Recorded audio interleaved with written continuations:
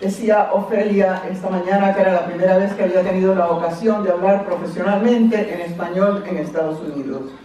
En esta jornada se ha hablado siempre en español porque teníamos una clara conciencia de lo importante que es que el español se utilice, se vea, se promueva en situaciones académicas.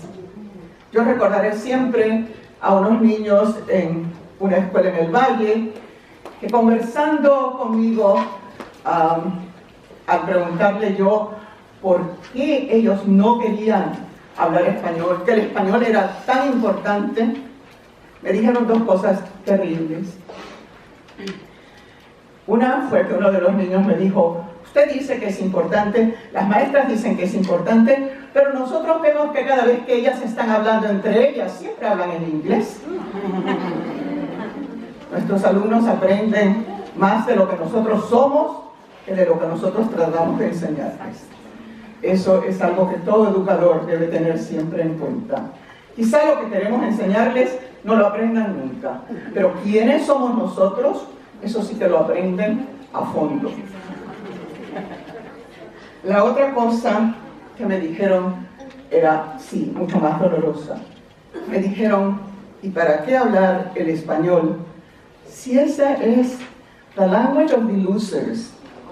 Y no lo traduzco porque me lo dijeron en inglés, pero ustedes ven el peso de eso, the language of the losers. The losers, sus propios padres, su familia, su comunidad.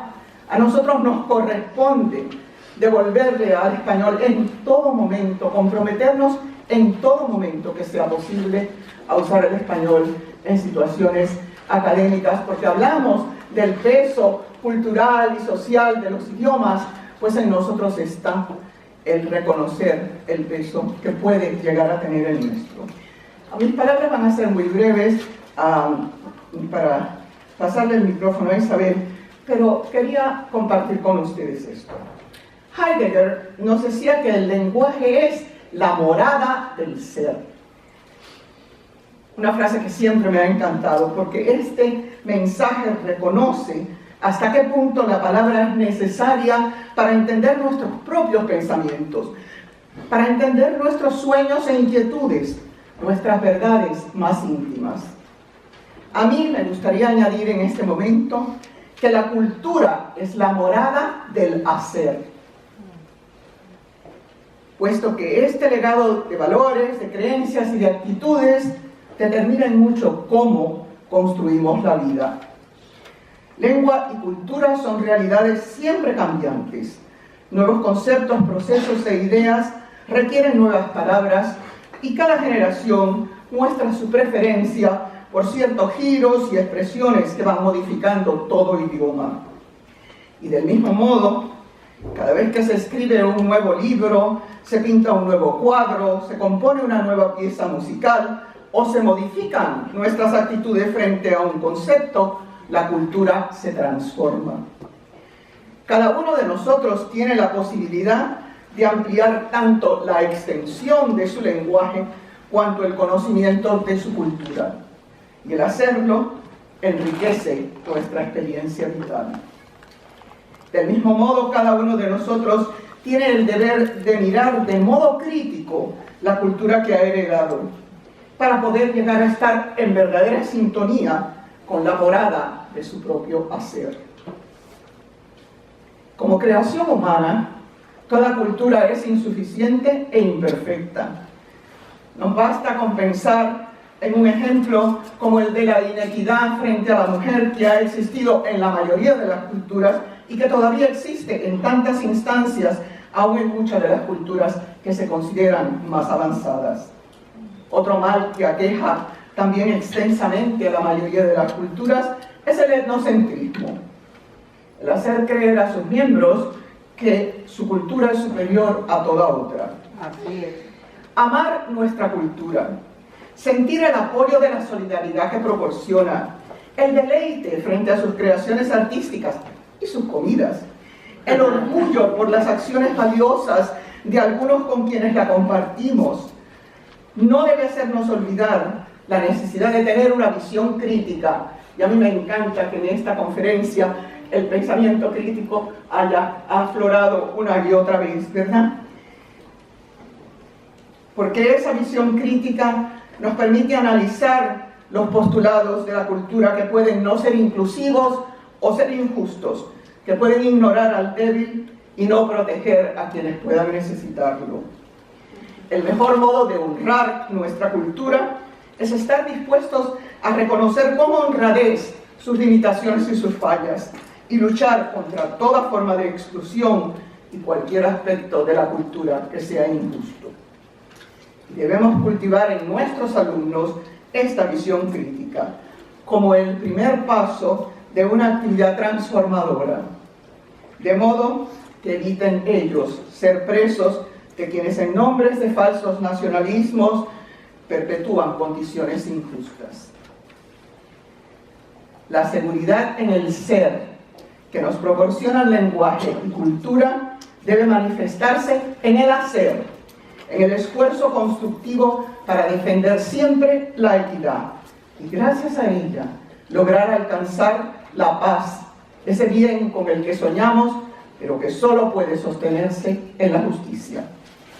Hoy hemos tenido el placer de volver a oír en este foro la docta palabra de Ofelia García sobre el importante tema del translenguaje, que tan claramente expone la situación lingüística de muchos latinos, así como la de otras comunidades bilingües en este país. Su palabra, siempre profunda y trascendente, nos sirve aquí de trampolín para seguir insistiendo en ese prefijo, trans. La realidad expuesta sobre el uso del translenguaje maximiza la habilidad de cualquier orador bilingüe y trasciende los usos tradicionales del lenguaje para crear respuestas personales en la comunicación de significados. Las consecuencias de estas prácticas del lenguaje afectan no solo a la lingüística, sino también a la psicología, a la sociología y a la educación. En todos esos campos se estudian los efectos que la libertad de uso generada por la proximidad de dos o más lenguas, así como la seguridad que proporciona un ambiente de tolerancia de esas reglas comunes. Las conclusiones sobre estos usos son ya tenidas en cuenta por la comunidad lingüística internacional. Quisiéramos llevar esta conversación hoy a lo que consideramos va estrechamente unido a la manifestación oral de los pensamientos, los sentimientos o la resolución de conflictos, que es aquella estructura profunda de la que hablaba Chomsky, que vive en la consciencia lingüística de cualquier orador. Nos referimos al conjunto de realidades humanas que comparte un grupo y que se manifiesta en múltiples representaciones culturales específicas a ese grupo, una de las cuales es ciertamente la lengua. Nos unimos a quienes piensan que la cultura es el sustrato desde donde parte la lengua, y si hablamos de translenguaje, quisiéramos aquí llamar la atención a los fenómenos de la transculturación. Los estudios sobre transculturación nacieron casi al mismo tiempo que Alma Florada. En realidad, 2 años más tarde, en 1940. El término fue acuñado por un científico paisano suyo, por cierto, nacido en La Habana en 1881, llamado Fernando Ortiz Fernández, al que debemos la creación de un marco intelectual desde el que podemos nombrar, podemos entender, podemos clasificar nuestra identidad transhumante y las realidades culturales a que ha dado lugar en el continente americano. Somos millones de transhumantes, venidos de todas partes, de sur a norte, de este a oeste, desde cualquier rincón del mundo. Fernando Ortiz Hernández, hijo de españoles, se educó en España y en Cuba y se graduó como abogado, eligiendo después la vertiente educadora que le llevó a la cátedra en la Universidad de La Habana. Ortiz era un intelectual comprometido con la justicia social, aunque en sus primeras obras y hasta la segunda década del siglo XX sigue las corrientes del darwinismo y las desigualdades raciales entre los seres humanos. Pero fue alrededor de 1930 cuando toma una actitud decididamente antirracista y comienza a hacer públicos los resultados de su nuevo pensamiento. eran momentos de inestabilidad mundial. La llamada civilización occidental se tambaleaba en 1930 tras los auges del nazismo. Un nazismo que desgraciadamente duró demasiado tiempo en algunos países, como por ejemplo el mío, en el que nací, me eduqué, conseguí un máster y hasta entonces no murió el dictador Francisco Franco en 1975. Toda mi educación bajo una educación nazi. Sé mucho de lo que es el nazismo, desgraciadamente. También en esa misma época se produce en América Latina un despertar de pensadores y escritores que se cuestionan la verdadera esencia de ese continente, espoleados por las publicaciones del alemán Oswald Spengler. Spengler, en su obra La decadencia de Occidente, nos habla de la pérdida de los valores occidentales a manos de los nacionalismos, el racismo y los extremismos beligerantes de los gobernantes europeos. Esta obra, escrita en 1918, fue traducida y publicada en español en 1923. Y piensen en esto, la obra fue publicada en 1918. Estamos en el año 2018. Qué dolorosa coincidencia que exactamente un siglo más tarde estemos aquí contemplando la segunda edición de esa misma decadencia. El pensamiento de Spengler llegó en español a través de la revista de Occidente. La revista de Occidente fue creada por el pensador y filósofo José Ortega y Gasset, quien se sumó a las nuevas ideas propuestas por Spengler y cuya frase "yo soy yo y mi circunstancia" suma evidencias al tema que aquí nos ocupa. Piensen cada uno de ustedes en esa frase: yo soy yo y mi circunstancia. No estamos aislados, no pertenecemos a un mundo en el que las influencias de nuestra educación, de la familia en que venimos, de la primera lengua que hemos aprendido, de las escuelas en las que hemos estudiado, de los compañeros con los que nos hemos relacionado, de las comidas que hemos comido, la música que hemos bailado, que eso forma parte de quienes somos. Somos nosotros mismos y nuestra circunstancia. La decadencia de Occidente de Spengler alimentó la idea entre los intelectuales de la época de que no existe un centro fijo de la historia en el mundo, sino que el desarrollo histórico recorre múltiples sendas y crea una pluralidad de modelos culturales, éticos y morales, entre los que Europa es solo una cultura, al igual que otras, y no el modelo cultural del que depender. Apuntamos aquí estos conceptos creados hace más de 80 años, porque para muchos, y alguno de ellos en posiciones de poder en este país, aún creen en ese modelo desfasado y tratan de imponer ideologías racistas que no se ajustan bajo ningún punto de vista posible a la realidad cultural del mundo. Pero sigamos con la decadencia de Occidente. El venezolano Fernando Coronil piensa que es en esta obra de Spengler donde Fernando Ortiz encontró el fundamento para su defensa del aporte cultural de la población afrocubana en la creación de una identidad nacional. Hoy no se puede concebir a algunas de las islas, bastantes islas del Caribe, desde luego Cuba, sin el aporte africano. Es el fundamento de esa cultura a la par con todas las demás de aquella nación. Y fue en su libro, el libro de Fernando, me refiero al libro de Fernando, la decadencia de Occidente, hemos hablado de ello. El libro se titula Contrapunteo cubano del tabaco y el azúcar, que fue publicado en 1940, traducido como Cuban Counterpoint, Tobacco and Sugar. En 1947 se hizo la edición en inglés, que se volvió a publicar en 1995. Y allí reconoce el rol de la herencia africana en la creación de una nueva Cuba, nacida de la transculturación europea, indígena americana y africana.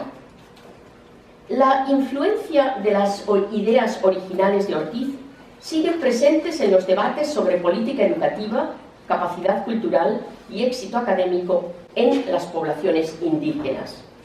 Los temas de aculturación o la adquisición de una nueva identidad y una nueva cultura, o bien una deculturación o la pérdida de las raíces, costumbres y lengua del país de origen, siguen al centro del diálogo de la transculturación.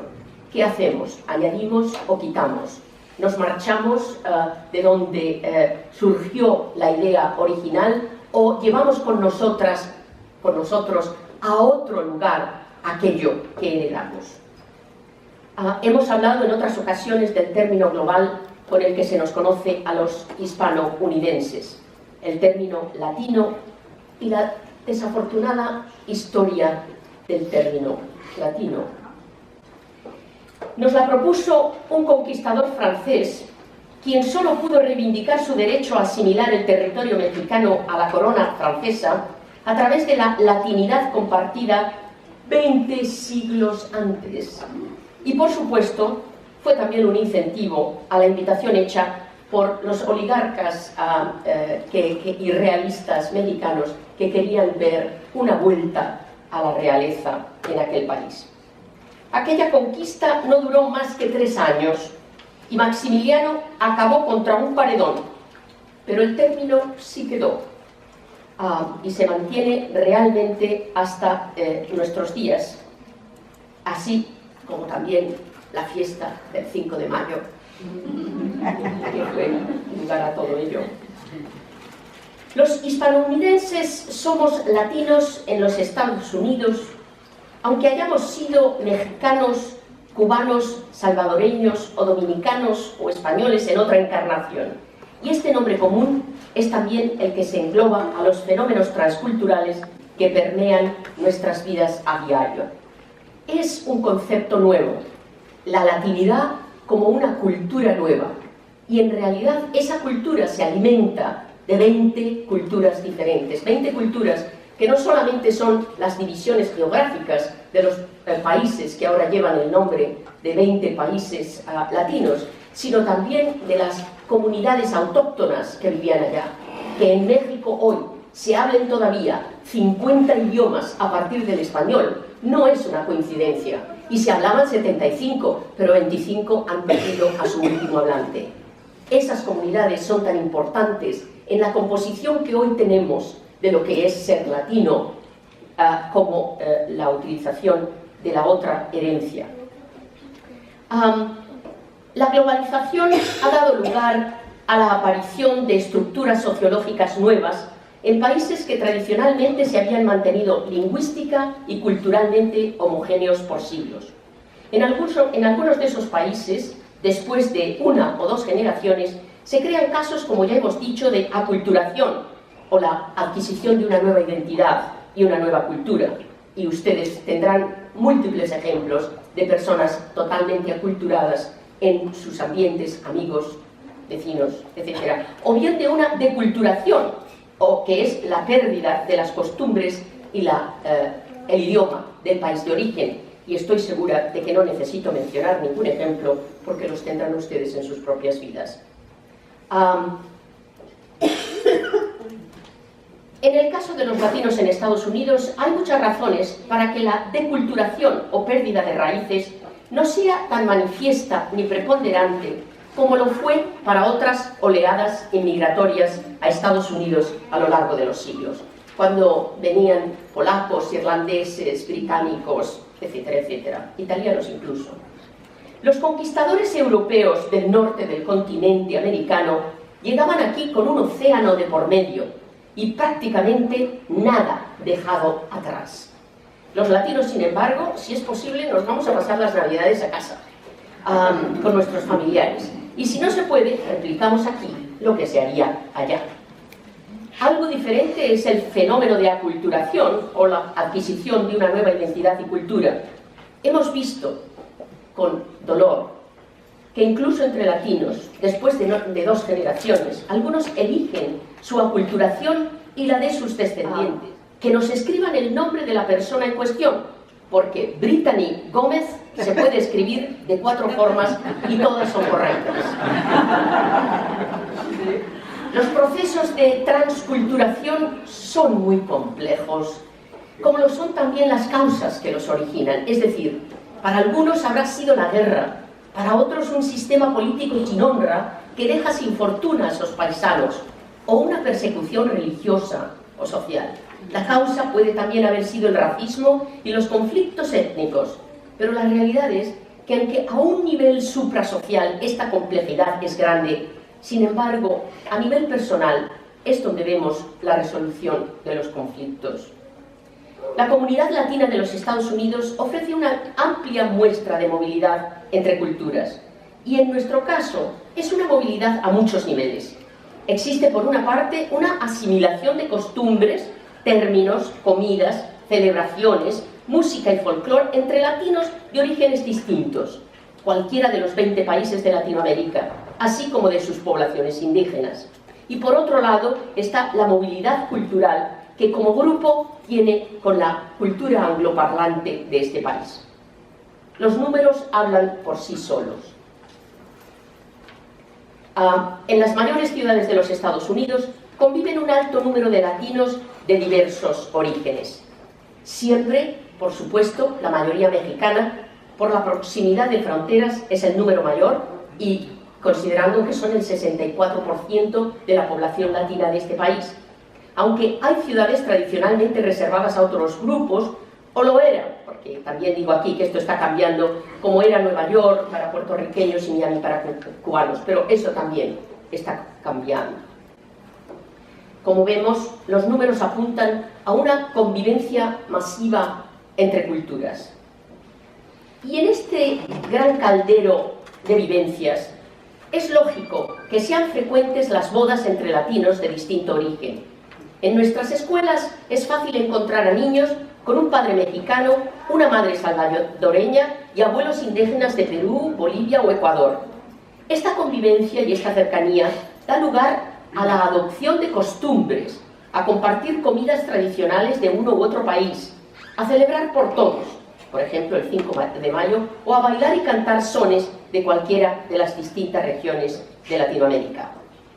En esa movilidad intracultural entra también la lengua, adoptándose variaciones regionales del español o evitando términos que se conocen no son aceptables para ciertos grupos lingüísticos. Yo siempre digo tomo cuando quiero llevar una cosa de un lugar a otra. Es esto precisamente lo que enfatizamos a maestros y padres, es decir, las ventajas de aprender sinónimos y de favorecer la aceptación de modos regionales de decir por toda la comunidad. Siempre la unión hará la fuerza.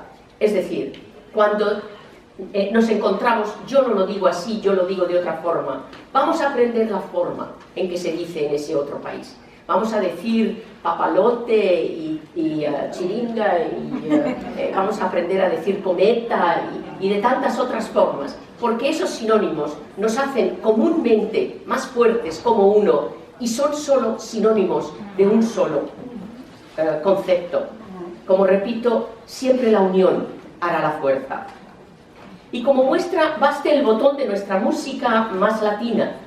Los indígenas tenían instrumentos como la flauta, la quena, y los españoles trajeron la guitarra, el acordeón y el piano. Por su parte, los bongos, las congas, los timbales y las maracas llegaron desde África. Y es aquí, en América Latina, donde se produjo la primera gran fusión de instrumentos que regalaron a las músicas del mundo en perfecta armonía transcultural. Intencionadamente hemos hablado aquí de la movilidad entre culturas que se produce entre los latinos y entre los latinos y la comunidad angloparlante. Esta facilidad de transitar por los pasillos de la transculturación la da el reconocimiento de una identidad, una raíz, una cultura y una historia. A nivel superficial podemos trasladarnos a espacios culturales distintos del propio. Podemos adoptar modales, recrear comportamientos, triunfar en la dualidad. Así entendida, la transculturación pudiera ser un objetivo al que quisiéramos aspirar en el futuro. Pero debemos preguntarnos si la transculturación se puede producir a nivel profundo. Cuando digo familia, es esa familia por la que lucho, por la que he trabajado toda mi vida mirando atrás y enviando cheques para que ellos se mejoren al mismo tiempo que me mejoro yo como inmigrante en este país. O es la familia, family. Does family mean the same than familia? Does newspaper mean the same que periódico? Porque los periódicos en el mundo hispano son así de chiquititos y no tienen ni un solo anuncio. Es decir, hay muchas cosas que en uno y otro son distintos. Fulvia de Feo nos advierte que nos enfrentamos con una distancia cada vez mayor entre el mundo en que vivimos y las categorías con que tratamos de analizarlo. Los conceptos de multiculturalidad o interculturalidad refuerzan a menudo el concepto erróneo de unas culturas que pudiéramos ver como sistemas compactos que dialogan o no después de haberse estructurado, creado, formado, con independencia unas de otras. Conceptos como el de hibridación, por su parte, no siempre ponen de manifiesto la naturaleza conflictiva y asimétrica de las relaciones entre culturas. Es decir, se produce una unión, nos reconocemos como iguales, sabemos en ello que podemos manejarnos en un movimiento intercultural de igual a igual. Si pensamos, por ejemplo, en el choque de civilizaciones, o mejor, el choque de ignorancias, como diría Edward Said, producido a raíz de los acontecimientos del 11 de septiembre del año 2001, vemos que nos enfrentamos a un recrudecimiento de los racismos que están haciendo posible el triste estado de los derechos humanos por todo el mundo.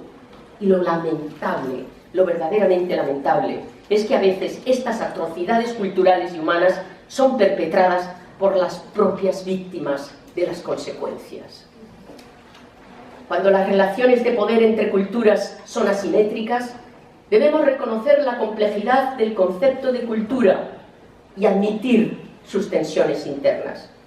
El concepto de transculturación responde a esa necesidad, ya que engloba en sí, como hemos visto, la conflictualidad y complejidad de las transformaciones que derivan de los contactos entre culturas. Cuanto más contacto, más complejidad y más dificultad entre ellos, que habrá que estudiarlas. Y esto las sitúa en una perspectiva histórica que niega toda unidireccionalidad. El proceso de transculturación, gracias a su perspectiva histórica, nos pone en la mano los instrumentos para construir una nueva forma de pensar sobre la historia de la que venimos y el presente que ésta ha producido.